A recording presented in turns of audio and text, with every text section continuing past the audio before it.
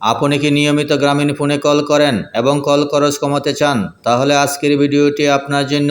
আজকের এই ভিডিওতে আমি দেখাবো কিভাবে গ্রামীণ ফোনে এফএনএফ সুবিধা ব্যবহার করে নির্দিষ্ট প্রিয় নাম্বারে কম খরচে কথা বলতে পারবেন। তাই ভিডিওটি শেষ পর্যন্ত দেখুন।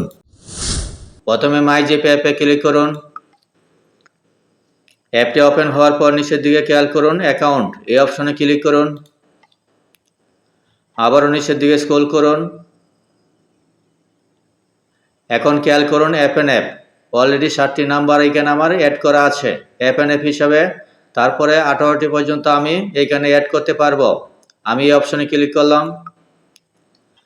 এখন পেজটি ঠিক এভাবে ওপেন হবে। উপরের দিকে খেয়াল করুন use FNF to call at lower cost. বুঝতেই পারছেন কম খরচে কথা বলার সুবিধা পাবেন আপনি। আর এখানে প্রথমে আছে সুপার এফএনএফ। নিচের দিকে খেয়াল করুন এফএনএফ এই এরুতে ক্লিক করলে আমি সবগুলো এফএনএফ নাম্বার আমি এইখানে দেখতে পাবো এবং এইখান থেকে আমি ডিলিটও করতে পারবো। আবার নতুন করে অ্যাড করতে যদি চাই তাহলে অ্যাড এফএনএফ এই অপশনে ক্লিক করুন। ঠিক পেজটি এইভাবে ওপেন হবে। এইখানে খেয়াল করুন মোবাইল নাম্বার যদি আপনার ফোনে সেভ না থাকে তাহলে এখানে নাম্বারটি লিখতে পারেন। আর যদি সেভ করা থাকে তাহলে এই যে মানুষের মতো আইকনটা দেখতে পাচ্ছেন এখানে ক্লিক করুন। এখন আপনার সেভ করা নাম্বারগুলো আপনি এখানে পাবেন। এইখান থেকে আমি একটি নাম্বার সিলেক্ট করে দিচ্ছি।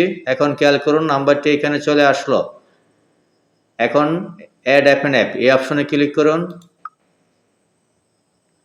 আবার ওকেতে ক্লিক করুন। খেয়াল করুন একটি মেসেজ চলে আসলো। এখন খেয়াল করুন আগে এখানে 7টি নাম্বার ছিল, এখন এখানে 8 সংখ্যা দেখাচ্ছে।